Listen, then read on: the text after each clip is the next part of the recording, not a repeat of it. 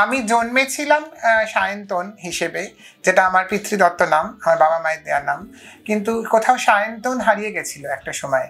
কারণ সায়ন্তন যেভাবে জন্মেছে, সায়ন্তনের সত্তায়, সায়ন্তনের ভাবনা চিন্তা সবকিছুতেই ছিল একটা নারীত্ব, একটা নারীর মন। প্রচুর ডিসক্রিমিনেশনের শিকার আমি হয়েছি, প্রচুর অ্যাবিউজ হতে হয়েছে আমাকে। মানে স্কুল কলেজ এগুলো পার করেছো, এর মধ্যে টিচাররা আমার সেক্সুয়াল অর্গান নিয়ে পর্যন্ত আমাকে এই করেছে, বা আমার বন্ধু বান্ধবরা প্রচুর পরিমাণে আমাকে মক করেছে। আমার মা ছোটবেলায়, এটা আমি অনেক পরে শুনেছি, মা খুব চাইতো মায়ের একটি মেয়ে হবে, এবং মা যখন যে সময় মা প্রেগনেন্ট ছিলেন সেই সময় মা নিজেই খুব চাইতো যে আমার একটি মেয়ে হবে, আমি মেয়েকে সুন্দরভাবে সাজাবো, তাকে ফ্রক কিনে দেবো, তাকে কাজল পরাবো। তো সেটা হয়তো কোথাও না কোথাও এফেক্টটা পরে এসে পড়েছিল। A cup of cha with Orunima, a cup of cha with Orunima, a cup of cha with Orunima, a cup of cha with Orunima. নমস্কার, আমি অরুণিমা। ইয়েস, আমি অরুণিমা। কাপ অফ চা উইথ অরুণিমা। প্রতিনিয়ত প্রতি শুক্রবার সন্ধ্যে 7টায় কাপ অফ চা উইথ অরুণিমার যে অনুষ্ঠানটি আপনারা দেখেন, অনেক ভালোবাসা দিয়েছেন, অনেক লোক দেখছে, অনেক পজিটিভিটি শেয়ার হচ্ছে সমাজের বুকে। দেখুন, প্রতিটি জিনিসের জন্যই কি পাবো সব কিছু সেই ক্যালকুলেশনটা না করে যাই না, দেখাই যাক না কি পাই, থলেতে কি আছে সেটা নয় পরেই দেখা যাবে। আপাতত আমরা সাকসেসফুল মানুষদের সাকসেস স্টোরি, এবং সাকসেসফুল কারা, যারা লড়াই করে নিজের জীবনে প্রতিষ্ঠিত পেয়েছে, তারাই এক একটা সাকসেস স্টোরি।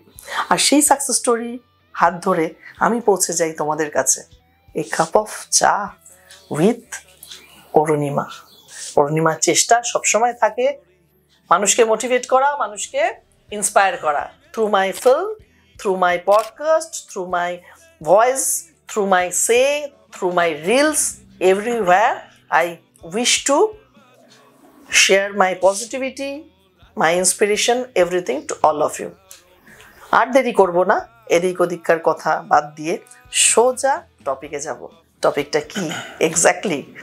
আজকে আমার স্টুডিওতে আমি পেয়ে গেছি কাকে? Exactly first trans women of Bengal, first advocate trans women of Bengal, মেঘ সায়ন্তনী ঘোষ, যাকে আমরা চিনি, জানি, তার কর্মকাণ্ড জানি, তার নৃত্য আয়োজন সম্পর্কে সবাই ওয়াকিবহাল। নান আদার দেন মেঘ সায়ন্তনী ঘোষ। থ্যাংক ইউ মেঘ, অনেক ভালোবাসা। থ্যাংক ইউ, ভীষণ ভালো লাগছে তুমি আজকে। খুব ভালো লাগছে, একদম ভালো লাগছে। কেন বলো তো? পজিটিভ মানুষ, তাই ভালো লাগাটা একরকম ভাইব্রেশন হয়ে যায়।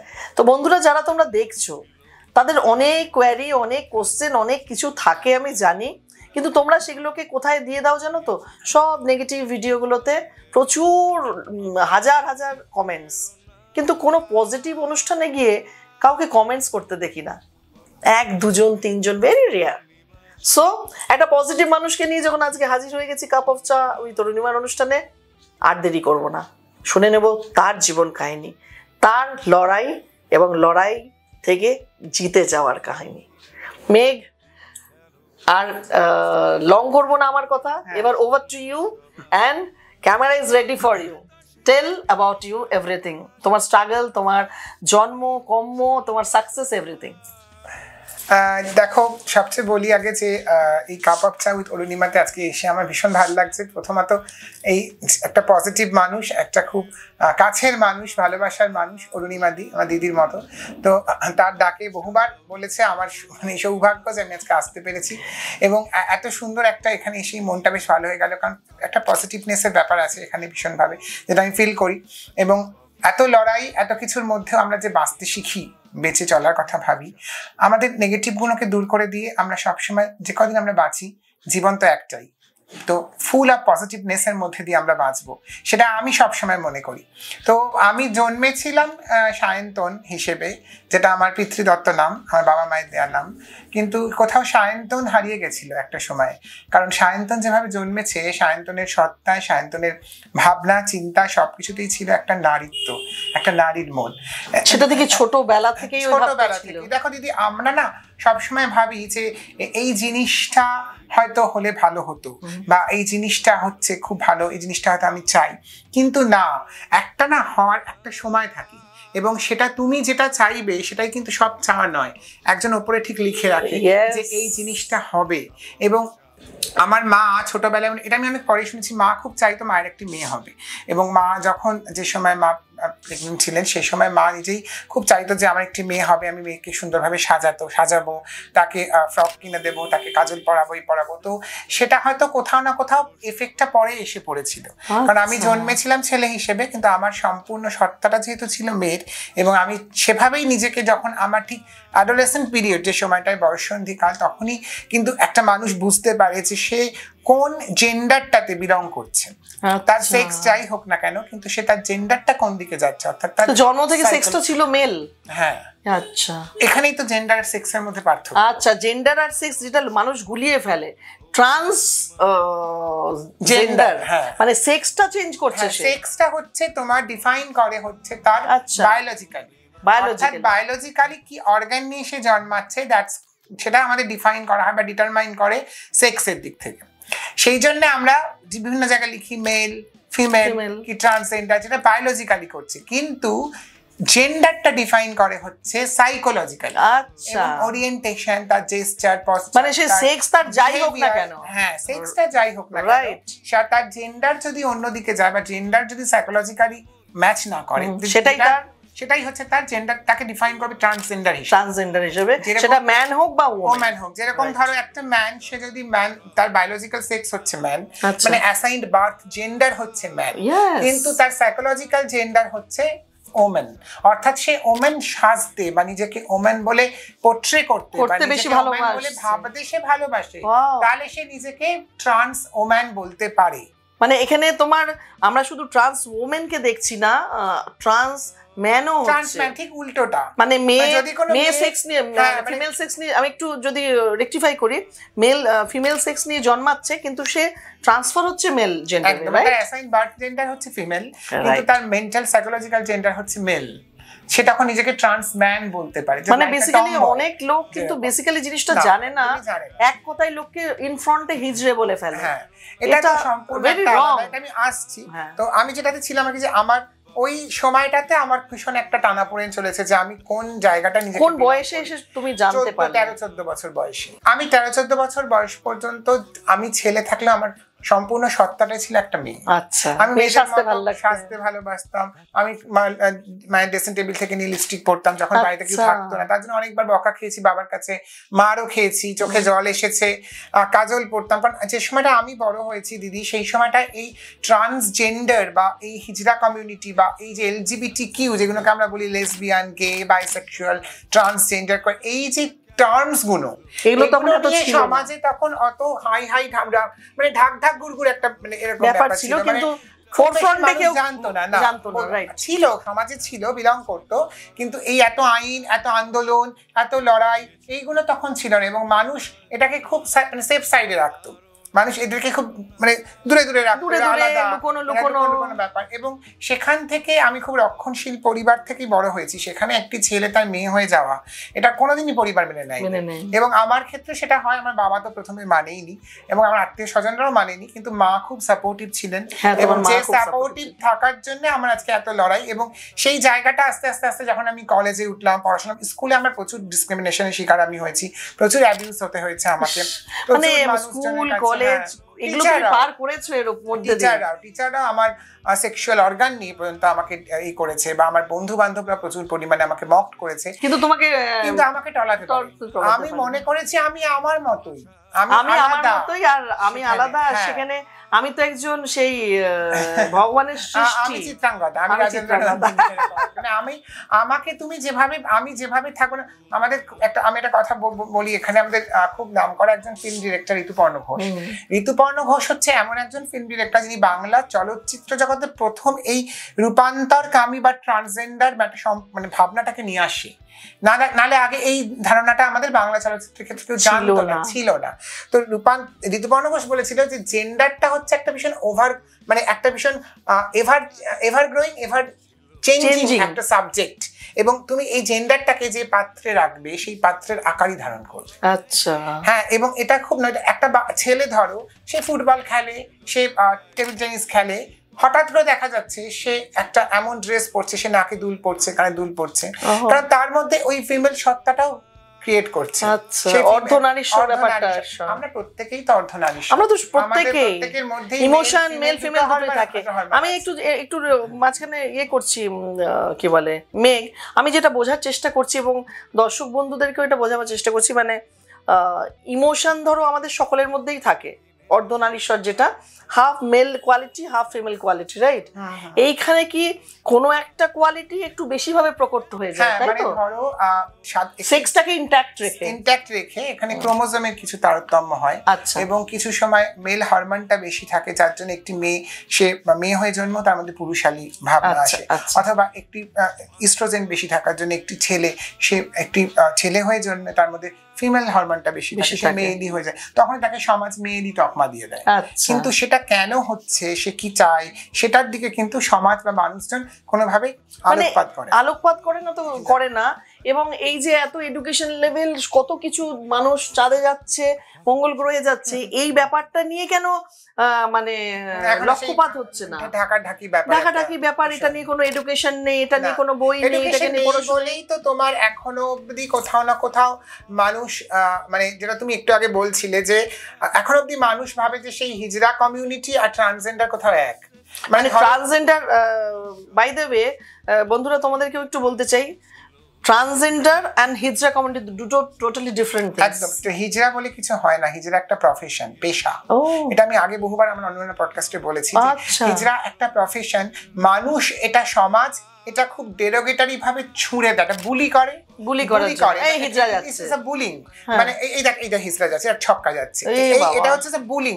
কিন্তু হিজড়া খুব সুন্দর একটা ওয়ার্ড, আরবিয়ান ওয়ার্ড হিজের, যেটার মানে গোধূলি, সেই ওয়ার্ডটা থেকে এসেছে। কিন্তু এটা খুব চিরাতন একটা সনাতনী প্রথা, এখানে গুরু শিষ্য পরম্পরা আছে, গুরু চেলা পরম্পরা আছে। এবং আমরা যদি প্রস্টিটিউশনকে আমাদের ভারতীয় সভ্যতার একটা প্রাচীন প্রথা হিসেবে দেখি দিদি, তাহলে হিজড়াটাও কিন্তু তাই। অ্যানশিয়েন্ট পিরিয়ড বা মাইথোলজিতেও কিন্তু এর উল্লেখ পাওয়া যায়। কিন্তু মানুষ এটাকে না বুঝে একটা মজার জিনিস বুলি করে, মানুষ বুলি করে, কিন্তু একটা গোষ্ঠী অফ পিপলকে কি হবে এক দিকে করে রেখেছে। অ্যাকচুয়ালি কিছু হয় না, হিজড়াটা একটা বৃত্তি, যেরকম প্রস্টিটিউশন একটা প্রফেশন, হিজড়াটা একটা প্রফেশন। কিন্তু অ্যাকচুয়াল যেটাকে আমরা হিজড়া বলি সেটা হচ্ছে ইন্টারসেক্স। আচ্ছা, দ্যাট মিন্স তোমার শরীরে এক্সটার্নাল জেনিটালিয়া আছে, অর্থাৎ তুমি জন্মাচ্ছ একটা এক্সট্রা জেনিটাল পোরশন নিয়ে। ফিমেল মেল দুটো অর্গানই তোমার মধ্যে থাকছে, বা ক্রোমোজোমের দুটো ভাগ, ফিমেল মেল দুটোই। মানে এটার সাথে ট্রান্স ওমেন বা ট্রান্স ম্যানের কোনো, ট্রান্সজেন্ডারটা হচ্ছে পুরোটাই সাইকোলজিক্যাল।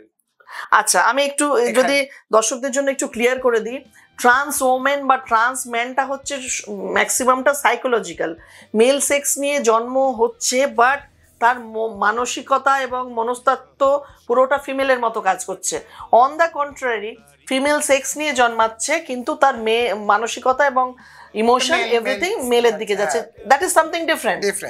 বাট যেটাকে আমরা হোম ইন্টারসেক্স যেটা বলছি, সেটা ডুয়াল একটা, এটার মধ্যেই বোধহয় জেনিটালিয়াটা এক্সটার্নাল থাকছে। আচ্ছা আচ্ছা আচ্ছা, কিন্তু সেটাকে আমরা ইন্টারসেক্স বলছি। এখানে ওই যে আমি বললাম সেক্স আর জেন্ডারের মধ্যে পার্থক্য, কারণ ইন্টারসেক্স তো আমরা ওই কারণেই বলছি, মানে যাকে ডিফাইন করছে বায়োলজিক্যালি, আর যার জন্য ট্রান্সসেক্স কেউ বলছে না, ট্রান্সজেন্ডার বলছি, কারণ সেটা সাইকোলজিক্যালি। আচ্ছা, ট্রান্সজেন্ডার মানে ইটস নট ম্যান্ডেটরি কি তোমাকে কোনো অপারেশনের মধ্যে দিয়ে যেতে হবে কি হবে না, দ্যাটস আপ টু ইউ। মানে যদি তুমি মনে করো যে তুমি কোনো হরমোন ট্রিটমেন্টের, মানে দুটো হরমোনই, দুটো সেক্সুয়াল মানে ভিজিবিলিটি থাকছে তার মধ্যে, থাকছে কোনোভাবে। এবং সেখানে সে যদি যে জেন্ডারটাই সে কমফোর্টেবল, সেই জেন্ডারটাতেই সে নিজেকে আইডেন্টিফাই করতে পারে। আচ্ছা, এটা হচ্ছে তার নিজস্ব সেলফ পারসিভড জেন্ডার। মানে এটা আমাদের যে আইনটা এসেছে ধরো 2019-এ, যে transgender protection of rights act, যেটা 2019 এবং 2020-তে যে ট্রান্সজেন্ডার রুলসটা এসেছে, এইটাতে খুব পরিষ্কার করে বলে দেওয়া হয়েছে যে ইটস নট ম্যান্ডেটরি কি তোমাকে অপারেশন বা সেক্সুয়াল এসআরটি যেটাকে আমরা বলি, তুমি যেটাকে নিজেকে গণ্য করতে চাইছো তুমি সেই হিসেবেই তুমি সমাজে। সবার সবচেয়ে বড় কথা হচ্ছে এটা একটা হিউজ লং প্রসেস এবং অনেক বেশি এক্সপেন্সিভ। এটার জন্য এখনো অবধি তো সরকারি ভাবে সেভাবে কোনো সাহায্য নেই।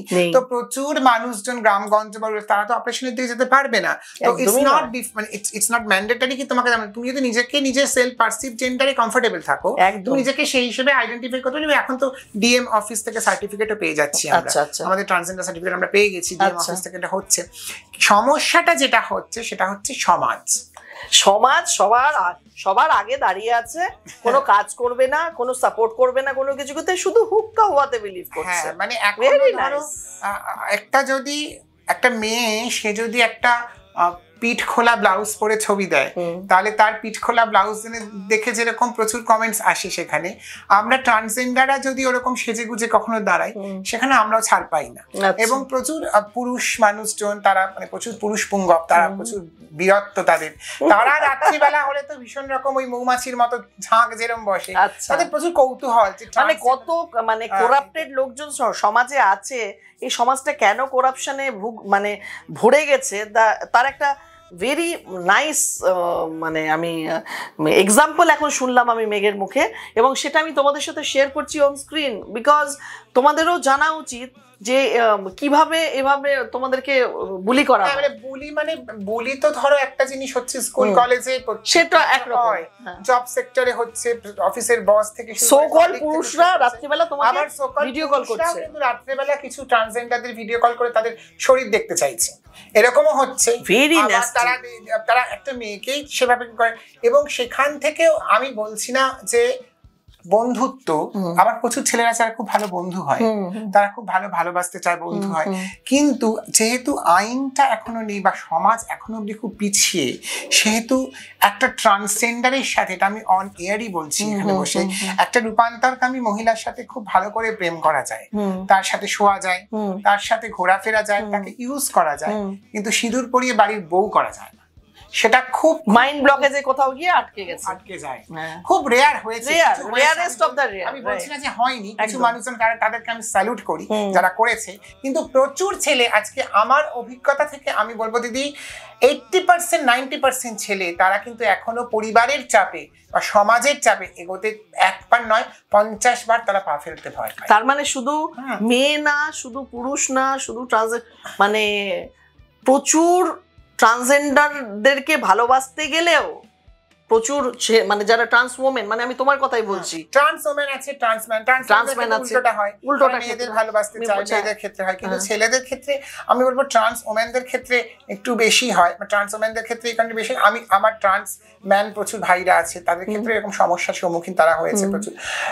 তো ছেলেদের ক্ষেত্রে মানে ভীষণ রকম একটা সমাজের মধ্যে একটা কিউরিয়াসিটি থাকে যে একটা ট্রান্সজেন্ডার যে তার শরীরে কি অঙ্গ আছে, মানে সে কিভাবে কতটা চিপ মেন্টালিটি হলে মানুষ বলতে পারে যে তুমি কিভাবে তোমার সেক্সুয়াল লাইফটাকে লিড করো। আমি একটি মেয়েকে বা আমি একটি ছেলেকে কখনো ফার্স্ট আলাপে কি বলতে পারি তোমার সেক্সুয়াল অর্গান কি? আমি কি করে জিজ্ঞেস করতে পারি তাকে? তুমি বলো না, আমি আমার সাথে একটা ছেলের আলাপ হলো রাস্তায়, আমি তার প্রফেশন নিয়ে কথা বলবো, আমি তার কোয়ালিটি নিয়ে কথা বলবো, তার গুণ নিয়ে, আমি মানে তার মানসিকতা কতখানি নিচু। কখনো কখনো আমাদের মধ্যে অনেক ট্রান্সজেন্ডাররা হয়তো তাদের সাথে সেভাবে মেশে, সেভাবে কথা বলে বা ইয়ার্কি করে কথা বলি, আমরা অনেক সময় বলি সেটা কেন বলে? আমরা দেখতে চাই যে এই জায়গাগুলোতে মানুষের সাইকোলজিক্যাল জায়গাটা কোথায় বিলং করছে এখন সেটা সামনে প্রস্ফুটিত মানে হয়ে যায়। আবার কিছু ট্রান্সজেন্ডারদের কাজের সুযোগ নেই বলে তারা হয়তো ভিডিও কলে হয়তো সেক্সুয়াল জায়গাটা করে তাহলে পেড হিসেবে কাজ করছে। কিন্তু কেন করছে? কারণ আমাদের এখানে বাংলায় তো বিশেষ করে কোনো চাকরির জায়গা নেই। আমি তো মাস্টার ডিগ্রি করে LLM করে আমার তো এখন ধরো সেরকম কোনো জব সেক্ষেত্রে নেই বলতে গেলে। মানে তুমি একজন মানুষ আইনজীবী হয়েও তার চাকরি নেই, মাস্টার ডিগ্রি করে আমি সেরকম কোনো জায়গায় আমি এখন চাকরি করি। মানে আমি আমার অনুষ্ঠানের মধ্যে দিয়ে আমি বলতে চাই, রিয়েলি ইট ইজ এ লজ্জাজনক ব্যাপার আমাদের সোসাইটির জন্য যে একজন মাস্টার ডিগ্রি করা মেয়ে, একটা LLB করা মানুষের চাকরি নেই। What type of society is this? What type of মানে কি বলবো, I don't have any voice. চাকরির ক্ষেত্রগুলোতেও প্রচুর কলিগ বলো প্রচুর জায়গা বলো, সেখানে কিছু কোম্পানি আছে বা কিছু জায়গা আছে জব সেক্টরগুলোতে যেখানে এখনো খুব ট্রান্স ফ্রেন্ডলি ব্যাপারটা চলে এসছে, কিন্তু সব জায়গায় এখন এই ট্রান্স ফ্রেন্ডলি এখনো ট্রান্সফোবিয়া বা হোমোফোবিয়া ব্যাপারটা এতটাই আছে না, মানুষ ওই কথা বলবে সামনে তোমার, কিন্তু পেছনে এগুলি প্রচুর। তুমি এত ভালো একটা কাজ করছো দিদি, তোমাকে দেখে আমরা স্যালুট করি, তুমি এত ভালো কাজ করো, আমাদের নিয়ে কাজ করছো। এর আগেও ধরো তোমার এখানে আরো ট্রান্সজেন্ডার করোনার সময় আমরা এসছি, কুসুম এসছে, আমাদের শঙ্করী দিয়ে এসেছিল, আমাদের কৌশিক গাঙ্গুলি সিনেমা অভিনয় করেছে। একদম তো আমরা অনেকেই তোমার সাথে যুক্ত, পল্লবী, কুসুম, আমরা সবাই তোমার এখানে এসেছি। তুমি সিনেমায়, আমি নিজে অভিনয় করেছি। তো আমার মনে হয় না কোথাও এই তুমি বা আরো কিছু সিসজেন্ডার মহিলা আছে যারা মেইন স্ট্রিমে, আমি বলছি, তারা এটাকে খুব ভালো করে বোঝে, কিন্তু প্রচুর cisgender education for that education is required, মানে প্রচুর সিসজেন্ডার আছে দিদি, তারা কিন্তু ট্রান্সজেন্ডারদের সামনে রেখে না নাম কেনে। আমাদের সমাজে এটা কিন্তু তারা ইউজ করে ট্রান্সজেন্ডারদের। মেঘ, একটা জিনিস এত কিছু তো জানলাম আমরা, মানে যেটা মানুষের জানা উচিত এবং মানুষকে কিছুটা শিক্ষিত হওয়া উচিত to say anything to any transgender or trans men or trans women, আমার মনে হয়। তো আমার অনুষ্ঠানের মধ্যে দিয়ে আমি এইটুকুই মানুষকে বলতে চাইবো, সমাজ একটু শিক্ষিত হও। একেবারে অশিক্ষিত হয়ে গেছো তোমরা, তোমাদের নিজেদের কোনো শিক্ষা নেই, কোনো বিবেচনা বোধ নেই, হিউম্যানিটি নেই, মনুষ্যত্ব নেই, সব লেস করে তোমরা যেইভাবে হিউমিলিয়েট করো ট্রান্সজেন্ডারদের, ট্রান্স ওমেনদের, যেভাবে কথায় কথায় হিজড়া যাচ্ছে, প্লিজ স্টপ ইট, রাইট? আমার পাশে আজকে বসে আছে মেঘ সায়ন্তন ঘোষ, একজন professionally she is an advocate, এবং তার কাছ থেকে আমি জেনে নিই, মেঘে আমার সবচেয়ে জানার কথা এখনো পর্যন্ত কি ল ছিল, লগুলো একটু দর্শকদের জানা উচিত, আর নতুন কি ল পাস হয়েছে। দেখো, লয়ের বলতে গেলে আমাদের ইন্ডিয়ান ল বেশিরভাগটাই খুব মানে ফিমেল কেন্দ্রিক। যখন থেকে এটা হয়েছে, বেশিরভাগ আইনগুলো যেগুলো এসছে, এখন তো ন্যায় সংহিতা যেটা চলে এসছে আমাদের, কিন্তু যে আইনটা ছিল আইপিসি বলো বা সেগুলোর ক্ষেত্রে ফিমেলদের, মানে ফিমেল কেন্দ্রিক, মানে মেল অপরাধীদের জায়গাটা অনেক বেশি ছিল।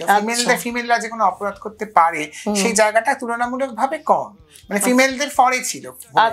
এবং সেখানে ধীরে ধীরে আমরা যে এত লড়াই করি 2015-তে আমরা প্রথম নালসা, যেটা আমাদের ন্যাশনাল লিগাল সার্ভিস অথরিটি, তারা প্রথম যে আমাদের ট্রান্সজেন্ডার বা তৃতীয় লিঙ্গের স্বীকৃতিটা আমাদের দেয় 2015 সালে, যেটা নাস ফাউন্ডেশনের একটা কেস নিয়ে। এবং আস্তে আস্তে 2018-তে হোমোসেক্সুয়ালিটি, যেটা 377 ধারা, 377 ধারা আমাদের ইন্ডিয়ান পেনাল করে, সেটা রদ করা হয়। সেখানে বলা দুটো অ্যাডাল্ট মানুষ, দুটো অ্যাডাল্ট ছেলে বা অ্যাডাল্ট মেয়ে, তারা যদি কনসেনচুয়াল সেক্স করে নিজেদের মধ্যে, সেটা কোনোভাবে অপরাধ নয়। এবং সেটাকে অপরাধের জায়গা থেকে বাদ দেওয়া হয়। কিন্তু তারপরে আবার 2019-এ এই ট্রান্সজেন্ডারদের জন্য স্পেসিফিক্যালি একটা আইন সেটা তৈরি হয়। কিন্তু সেখানে একটা জায়গায় কোথাও বাদ ছাড়ছিল কি, যে 2015-তে যেটা নালসা বলেছিল যে ট্রান্সজেন্ডারটা নিজেদের, যদি যেটা আমি বললাম সেলফ পারসিভ জেন্ডার, নিজেদেরকে তুমি মনে করো যে তুমি একজন ট্রান্স, ছেলে হয়ে জন্মে তুমি মনে করো মেয়ে, বা মেয়ে হয়ে জন্মে তুমি নিজেকে মনে করো ছেলে, তাহলে সে নিজেকে ট্রান্স বলতে পারে। সেটা কোথাও ওখানে বাদ সেধেছিল আইনটাতে, মানে ট্রান্স বলা যাবে না, বলা যাবে, কিন্তু কোথাও একটা এক্সামিনেশনের ব্যাপারে। এক্সামিনেশনটা কোথায় করবে? মাথা কেটে? আমার তো সম্পূর্ণ সাইকোলজি, আমার ভাবনাটা কোথা থেকে তুমি পাবে? এক্সামিনেশন যারা করছে তারা সবাই ট্রান্সজেন্ডার কমিউনিটির নয়, তারা কি করে ট্রান্সজেন্ডারদের বুঝবেই বা কি করে? তারা সেই জায়গাটায় ঢুকবে কি করে? ইনার সাইকোলজিটাই তারা বুঝবে কি করে? তো সেই জায়গাটা থেকে ওইটাকে আবার 2020 যে রুলসটা এলো, তখন ওই জায়গাটা ওরা চেঞ্জ করে কোনো রকম এক্সামিনেশনের জায়গাটা পুরো চেঞ্জ করে দিল। এবং ডিএম অফিস থেকে ট্রান্সজেন্ডার কার্ড যেটা পাওয়া, মানে একটা তোমার আমাদের এফিডেভিটের সাপোর্টে সেটা এখন দেওয়া হচ্ছে। তুমিও পেয়েছো? আমি পেয়ে গেছি। এটা আমাদের সরকারও অনেকটা হেল্প করেছে বলবো। সবকিছু খারাপ তো বলা যায় না, কিছুটা ওনারা কিছুটা যা পাচ্ছি সেগুলো তো এটা বলবো যে আমাদের সরকারের কাছে আমি কোনো আবেদন, তোমার কিছু থাকলে পরে তুমি অবশ্যই, আমি কোনো পলিটিক্যাল জায়গাতে বিলং করি না, তবে সব পলিটিক্যাল মানুষদের সাথে আমার খুব ভালো সম্পর্ক। কিন্তু আমি এটাই আমাদের মুখ্যমন্ত্রী বা আমাদের যে প্রধানমন্ত্রী সবার কাছে আমি বলবো, অল ওভার ইন্ডিয়া, কেন্দ্র, রাজ্য, আমি সবার ক্ষেত্রেই বলবো যে ট্রান্সজেন্ডারটাকে আরো বেশি করে ভাবা উচিত। এবং এই যে কিছু কিছু জায়গায় যেরকম ট্রান্সজেন্ডার ম্যারেজ, ট্রান্সজেন্ডার অ্যাডপশন, ট্রান্সজেন্ডারদের এই যে আমরা যে ইন্ডিয়ান সাকসেশন একটি সম্পত্তি পাওয়া বা বাবা মায়ের উত্তরাধিকার সূত্র পাওয়া প্রপার্টি, এইগুলো নিয়ে আইন আসা দরকার। সবচেয়ে বড় কথা, ট্রান্সজেন্ডারদের ওপর যে অত্যাচারগুলো হচ্ছে, সেখানকার যে ট্রান্সজেন্ডার আইনে সেখানকার যে অপরাধী, যে তার সাজা মাত্র 6 মাস, 2 বছর। যেখানে একটি মেয়ের অপরাধ হলে তার সাজা অপরাধী তার সাজা অনেক বেশি, সেই জায়গাগুলো আমার মনে চেঞ্জ করা দরকার। আর এটাও আসা উচিত, মানে সন্তান হিসেবে যদি একজন পুরুষ সন্তান থাকে, একজন কন্যা সন্তান থাকে এবং ট্রান্স সন্তান থাকে, প্রপার্টি আমার মনে হয় বাবা মায়ের তিনজনের সমান। বাবা মাকে দেখো, আমাদের এটা বাবা মাকে শিক্ষিত হতে হবে, এবং আমার মনে হয় সন্তান তো তিনটে, তিনজনেই তো আমার সন্তান, তাকে তিন ভাগেই ভাগ করতে হবে। আমাদের তিনটে জিনিসের সাথে লড়াই, পরিবার, সমাজ এবং নিজের সাথে নিজের লড়াই। তো আগে পরিবারকে এগিয়ে আসতে হবে, তবেই না সমাজ এগোবে। সো পরিবার তুমি আগে এগো, আগে তুমি মানসিকতা চেঞ্জ করো, তারপরে সমাজ তুমি চেঞ্জ করো, আর তারপরে মানুষগুলো তো চেঞ্জ হবেই। কেন, লড়াইটা তো তারা ম্যাক্সিমাম করছে। সো অনেক কিছু জানলাম Megh. Last but not the least, আমার কিউরিওসিটি থাকছে, যখন ও ট্রান্স ওমেন হয়ে গেছে, নিজে এখন প্রতিষ্ঠিত, বিয়ে কবে করছো? আর বিয়ের মতো সেরকম কাউকে পাচ্ছি না, সব ওই ভিডিও কলের খেলা আর কি। ভিডিও কলের খেলাতে কাউকে বিশ্বাস, মানে এটা শুনে খুব খারাপ লাগছে। মানে একজন ট্রান্স ওমেন, তার তো সবকিছু, তার নারী সত্তা নিয়ে সে বেঁচে থাকছে, তার বিয়ে করার কোনো অধিকার নেই। মানুষ যৌনাঙ্গে বিশ্বাস করে, মানুষ বিশ্বাস করে তার কি সেক্সুয়াল অর্গান আছে, সে কিভাবে বাচ্চা তৈরি করতে, বাচ্চা প্রজনন করতে পারবে কিনা। এখন আমাদের সামাজিক ট্যাবুস গুলো, মানে এনজয় করবে কিন্তু সিঁদুর পরিয়ে স্বীকৃতি দেবে না। এখন সে তার মূল লক্ষ্য হচ্ছে তার যৌনাঙ্গ কি, তার বাচ্চা সে জন্ম দিতে পারবে কিনা, সেদিকেই তো তাদের উদ্দেশ্য বেশি। একটা ভালো কোয়ালিটি বা গুণ আমাদের কমিটির কত, মানে মানুষকে ভালোবাসা না, ট্রান্সজেন্ডাররা কত, আজকে কেউ পুলিশ হচ্ছে, কেউ ডাক্তার হচ্ছে, কেউ ভালো অভিনেত্রী হচ্ছে, কেউ আইপিএস অফিসার হচ্ছে। মেয়েরা একটা সাধারণ ছেলে মেয়ের তো সম্পর্ক থাকে, একদম একদম। সেখানে আমার তো মনে হয় আমি একা আছি, ভালো আছি। আমার তরফ থেকে তো মনে হবেই কবে আমরা মানে মেঘের বিয়ে খেতে যাব, বিকজ আমাদের সমাজ যেদিন বৃষ্টিকে দরকার, না বৃষ্টিকে দরকার, আকাশে মেঘ থাকতে পারে, আকাশে নেই এখন কেউ, যাকে আকাশে এখন কেউ নেই, বাট হয়তো নিশ্চয়ই আসবে। মানুষের মানসিকতা তার জন্য চেঞ্জ হতে হবে, আমাদের সমাজকে চিনতে হবে, সবার আগে মা বাবাকে চেঞ্জ হতে হবে। প্লিজ আপনারা একটু বদলে যান, আপনাদের মানসিকতা বদল হোক, পরিবার সাথে থাকুন, বিকজ আমরা এই পৃথিবীর পার্ট, আর কিচ্ছু না। আমি তুমি না, আমরা togetherness. So thank you so much এরকম আমাদের অনুষ্ঠানের সাথে থাকার জন্য। মেঘ সায়ন্তনের অনুষ্ঠান নিয়ে তোমাদের সামনে হাজির হয়েছিলাম। তোমরা আশা করি অনেক কিছু জানবে, নলেজ বাড়াবে, আর চট করে রাস্তায় কাউকে দেখলেই ওই যে হিজড়ে যাচ্ছে এই কথাটা একদম বলবে না। Stop the bullying. Okay, stay tuned with us. Bye bye bye bye. নেই কোনো গল্পের মাঝে, শুনে নাও তুমিও লাগবে কাজে, বাঁচার অনুপ্রেরণা। কাপ অফ চা উইথ অরুণিমা, কাপ অফ চা উইথ অরুণিমা, কাপ অফ চা উইথ অরুণিমা, কাপ অফ চা with Arunima, a cup of cha with Orunima.